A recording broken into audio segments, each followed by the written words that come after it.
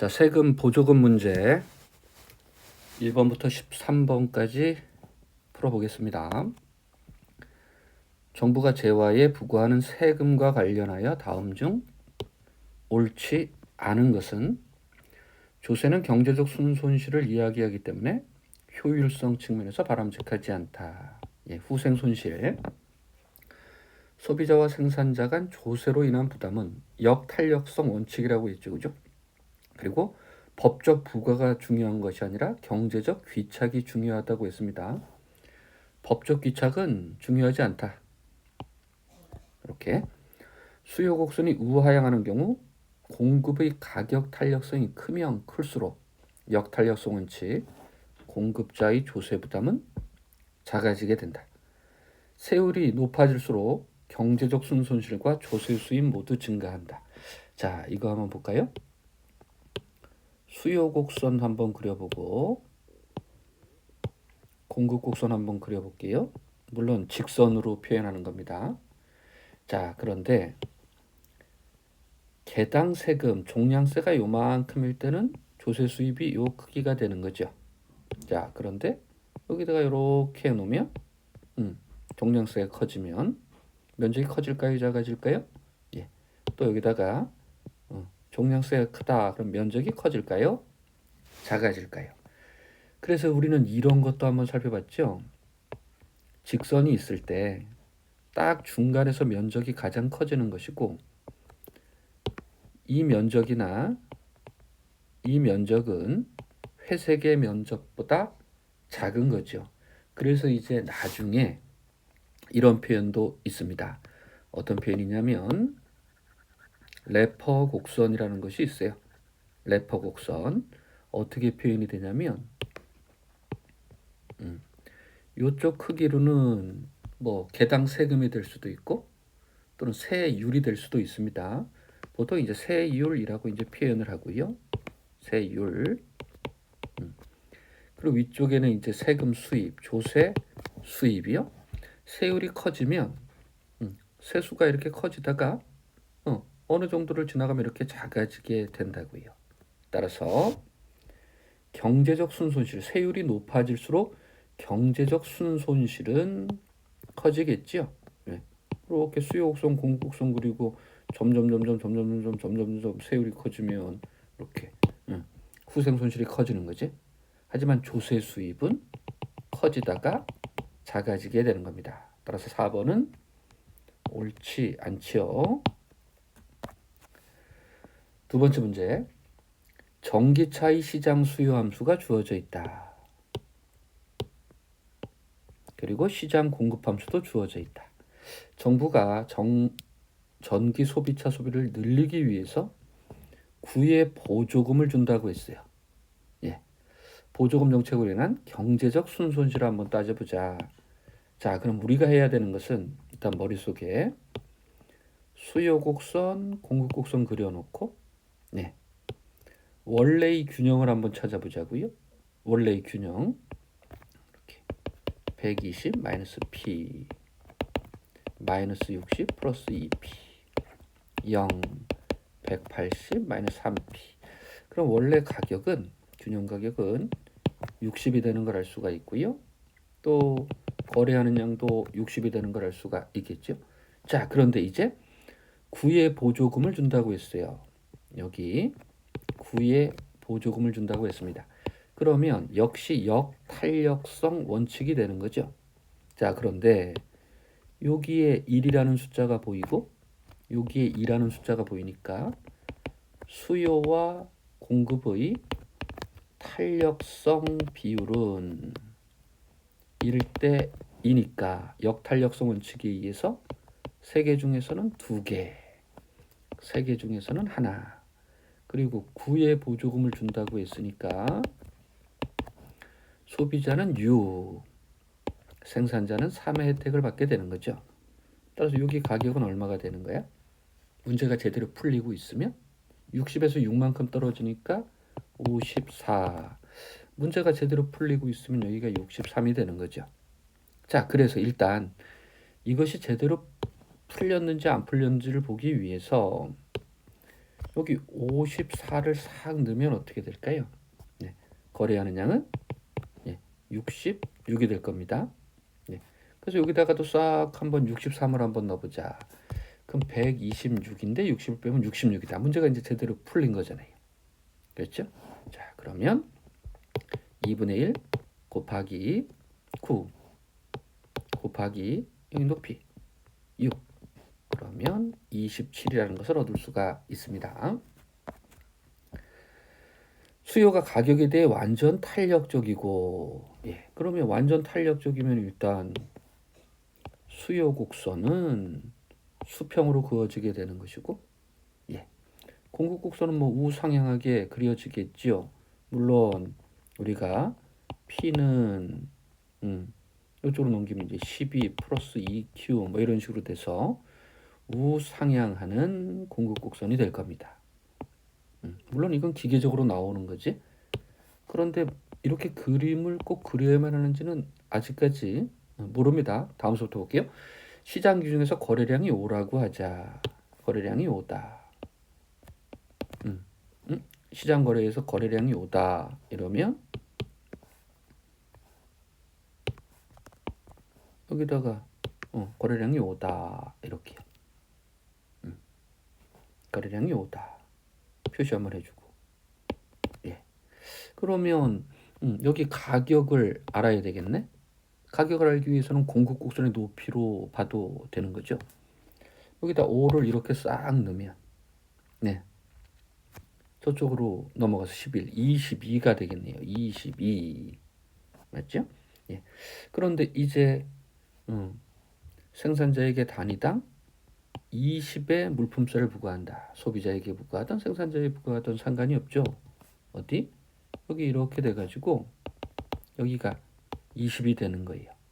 그럼 여기다 20을 쏙 넣게 되면 4가 되는 겁니다. 따라서 이제 볼게요. 거래량은 4가 된다. 조세 수입은 4개가 거래됐고 개당 2씩 했으니까 여기 면적 8이 됨을 알 수가 있고요. 그리고 여기 이제 후생 손실은 생산자에게서만 발생하네. 2분의 1 곱하기 2 곱하기 그렇죠? 1. 후생 손실은 여기 크기가 되는 거예요. 1. 그리고 여기 조세 수입은 8이 되는 거였고 따라서 생산자에게는 얼마만큼 줄어? 9만큼 줄게 됩니다. 맞는 표현이고요. 소비자에게 조세 부담 귀착은 발생하지 않는다. 역탄력성 원칙. 수요는 완전 탄력적이기 때문에 세금의 귀착을 하나도 없게 되는 거죠. 자중 손실은 생산자 잉여의 감소분과 일치하는 것이 아니지. 세금 수입은 8이고 자중 손실은 1이고 생산자들만 그만큼 생산자 잉여가 감소하는 겁니다. 완전 경쟁 시장에서 거래되는 어느 재화의 수요 함수와 공급 함수가 주어져 있다. 정부는 다음 두 안 중 하나를 선택하고자 한다. 생산자에게 단위당 20의 종량세를 부과하고자 한다. 그럼 요거 먼저 한번 풀어보자고요. 그렇죠? 자, 그러면 그림을 한번 그려보면서 이렇게 해가지고 이건 뭐 축은 사실 뭐 그릴 필요도 없지 뭐 우상향 우하향만 이렇게 해놓고 그렇죠? 자, 여기서 일단 왈라스처럼 접근을 한번 해보자. 초과 수요가 없다.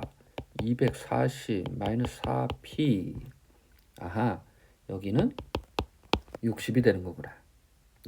그런데 이제 보세요. 여기 2 2라는 숫자가 있으니까 탄력성은 똑같은 거야. 따라서 어떻게 돼? 20의 종량세 중에서 10씩 경제적으로 귀착이 발생하겠죠. 여기 싹 해가지고 여기 소비자가 지불하는 가격은 10만큼 올라가니까 70이 되는 것이고 제대로 풀리면 여기가 50이 돼야 되는데 생산자들은 10만큼 덜 받게 되는 것이고요. 그렇죠? 그럼 거래하는 양은 50을 여기다 넣을 때는 100, 70을 여기다 넣을 때도 100. 문제는 제대로 풀린 겁니다. 그렇죠? 그런데 이제 이건 풀렸어. 구매자가 지불하는 가격이 판매자가 받는 가격의 1 플러스 T배가 된다. 그렇죠? 그러면 이런 식으로 최소 수치의사를 위로 올려야 되는데 얼마만큼 올라갔어요? 50에서 70, 20만큼 올라갔으니까 50에 20은 얼마만큼이야?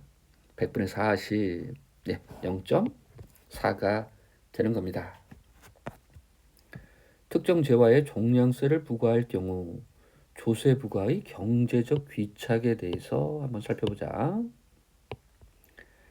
수요가 탄력적이고 공급이 비탄력적이면 탄력적인 사람은 부담이 작고 덜 탄력적인 공급자에게는 더 많은 조세가 부담되겠죠. 예.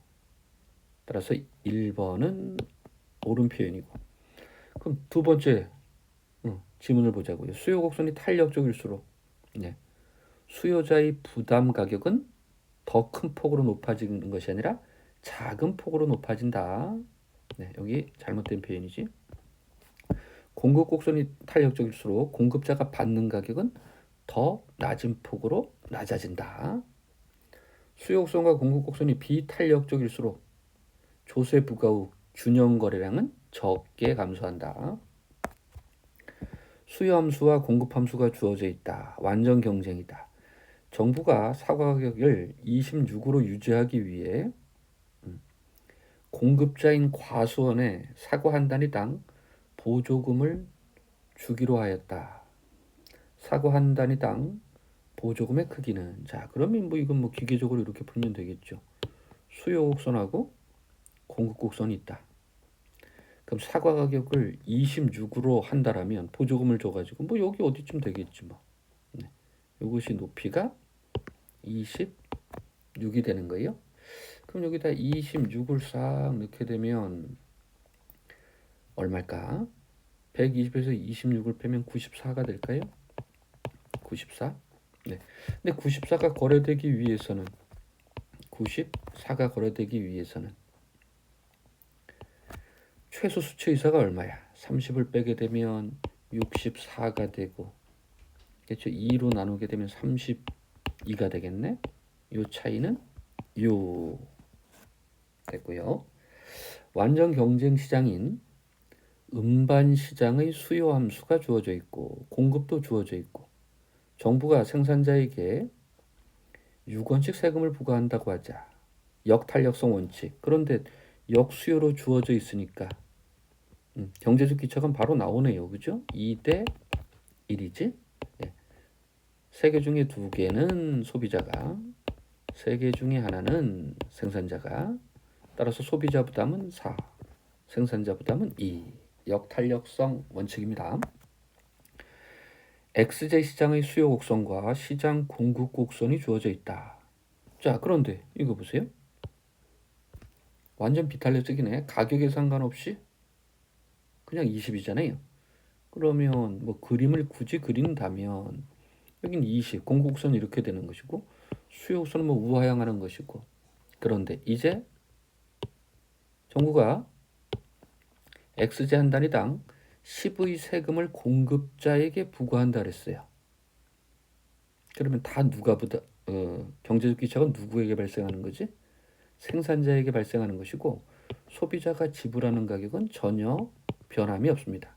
그럼 여기 높이, 가격만 찾으면 되는 거죠. 원래 균형 가격 그대로 찾으면 됩니다. 0은 80 마이너스 2p 40이 되는 겁니다. 수요의 가격 탄력성에 관한 설명으로 옳은 것을 모두 골라보자.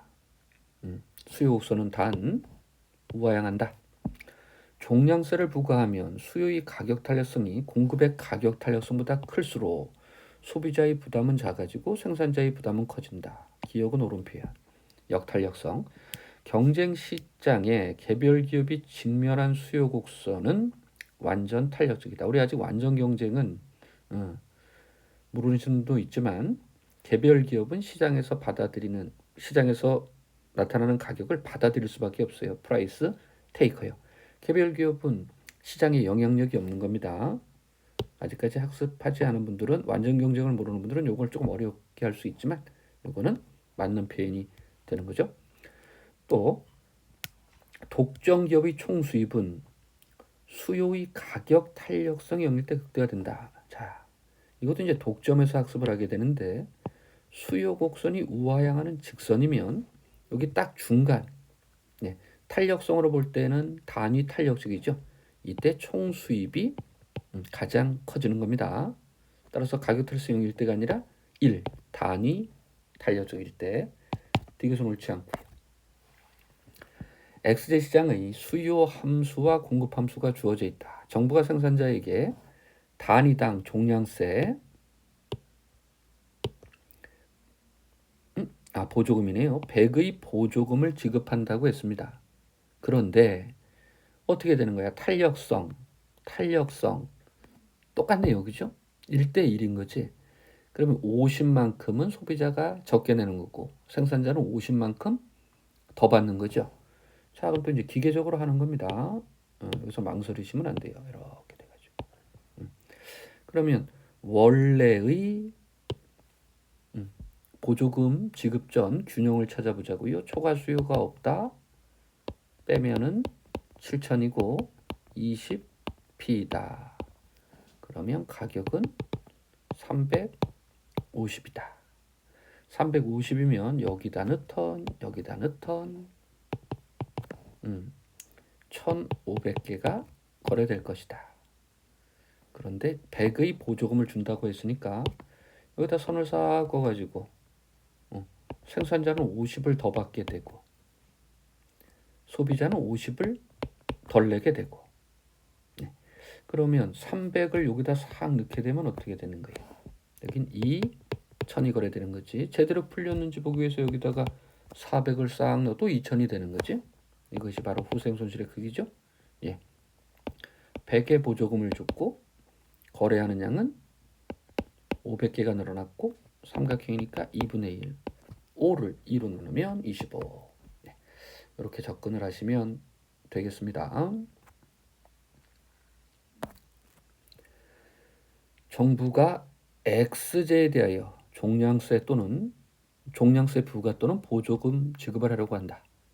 가나에 들어갈 말을 바르게 연결한 것은 자, 일단 X제 수요의 가격 탄력성이 작을수록 그렇죠? 역탄력성 원칙입니다. 가격 탄력성이 작다, 덜 탄력적이다. 누구의 세금 부담이 커진다? 소비자. X제 공급의 가격 탄력성이 클수록 네, 이번엔 보조금이죠. 보조금의 혜택도 역탄력성 원칙이니까 어떻게 돼? 네, 누가한테 커지겠어? 예, 역시 소비자. 1번. 어떤 재화의 수요와 공급 함수는 아래와 같다. 물론 역수요, 역공급 함수입니다. 정부가 공급자에게 한 달당 30씩의 보조금을 지급한다. 이것도 바로 역탄력성 원칙으로 하면 되는데 자, 이렇게 선을 한번 그어놓고 그렇죠? 네. 보조금을 주면 뭐 어딘가에서 이렇게 나타날 것이고 일단 균형 가격 찾아야 되고 균형 거래량 찾아야 되겠죠. 네. 일단 위에서 아래 걸 빼보자. 0, 60, 마이너스 4분의 3Q 그렇죠? 예. 80개가 거래되는 것이고 그런데 이제 요거는 바로 역탄력성이 되는 거잖아요. 2대 1이요. 그렇죠? 예. 바로 적용하는 겁니다. 3개 중에 2개는 소비자, 3개 중에 하나는 생산자. 따라서 여기다가 30을 싹 곱하게 되면 소비자는 어떻게 되는 거야? 20만큼 가격이 하락하는 것이고 생산자는 10만큼 더 받게 되는 거죠. 그래서 여기가 30이 되는 거지. 그럼 80일 때 가격은 어떻게 되는 거예요? 여기 60이지, 그지? 따라서 여기는 40이 되는 거고, 예, 여기는 70이 되는 거죠. 제대로 문제가 풀리는지를 보기 위해서 꼭 검사를 해야 됩니다. 40을 어디에다 넣어준다? 여기다가 한번 넣어줘 본다. 네. 여기다 40을 넣는 게 아니지, 그치? 여기다가 40을 넣는 거죠. 가격이니까 여기다 40. 네. 그럼 60이고 120개가 거래된다. 그럼 여기다가 30을 한번 넣어보자. 70. 이렇게 70. 여기다 70을 한번 넣어보자. 예. 역시 30이고 곱하기 4라면 120. 맞죠? 그죠? 자, 그러면 보조금의 지출 총액은 얼마가 되는 거야? 이 크기 120개가 거래됐으니까 30원씩 보조금을 주면서 120개 거래됐으니까 30 곱하기 120. 네, 요것이 이제 지출 총액이 되는 것이고 후생 손실은 여기가 되는 거죠. 그죠? 2분의 1 곱하기 30. 거래량은 40개로 늘어났고요. 그럼 30은 없어지는 거고 2는 이쪽에 약분이 되니까 6대 1인 것을 알 수가 있습니다. 어느 완전 경쟁 시장에서 수요 및 공급 곡선이 모두 직선이다. 그런데 공급 곡선은 원점을 지난대요. 요것이 키포인트입니다. 요것이 키포인트야. 공급 곡선이 원점을 지나면 어떻게 된다? 어느 점에서나 공급의 가격 탄력성은 1이다. 예. 자, 그러면 이제 해보자고요. 가상으로 이제 원점을 지나는 공급 곡선 하나 그려두고 수요 곡선도 하나 그려두고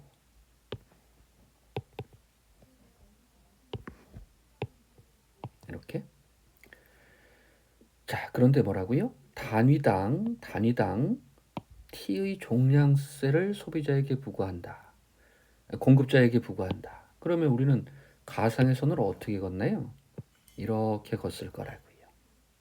그렇지? 예. 그런데 잘 보자. 여기다 이렇게 선을 긋게 되면 여기가 100%라면 여기가 이제 T%가 되는 거지. 그렇지? 예. 그건 이제 종가세에서 하는 거고 여기서는 종량세라고 했으니까 위로 그대로 평행하게 이동하면서 보는 거예요. 그죠? 최소 수치의사가 이렇게 올라가는 거니까. 예. 종량세는 그대로 평행하게 최소 수치의사가 올라가는 거지. 그런데 여기 크기가 종량세 T에 해당하는 건데 여기 위쪽으로는 0.6T고 여기 아래쪽에는 0.4T니까 소비자에게 귀착되는 크기가 크다라는 얘기죠. 소비자에게 귀착되는 크기가 크다라는 것은 소비자 수요의 가격 탄력성이 더 작다라는 얘기지. 그런데 보세요. 원래 균형에서 이탈하는 정도가 되는데 공급자는 어디든지 1이었다고요. 그렇죠? 그러니까 이 수요자들은 어떻게 되는 거야? 1보다 작아야 되겠지, 탄력성이. 네, 따라서 종량세 부과 이점은 균형점에서 수요는 가격에 대해서 비탄력적이다. 왜? 1보다 작아야 하니까. 그런데 공급 곡선은 원점을 지나는 직선이니까 항상 뭐가 돼야 돼요? 공급의 가격 탄력성은 1이 돼야 되겠지. 예, 나는 옳지 않고요. 또 종량세 부과 이후 새로운 균형점에서의 수요의 가격 탄력성은 종량세 부과 이전의 균형점에서의 수요의 가격 탄력성보다 크다. 자, 여기서는 1보다 작았지만 위쪽으로 올라갈수록 탄력성은 커진다고 했죠. 그렇죠? 네. 따라서 다는 옳게 되는 겁니다. 수고들 하셨습니다.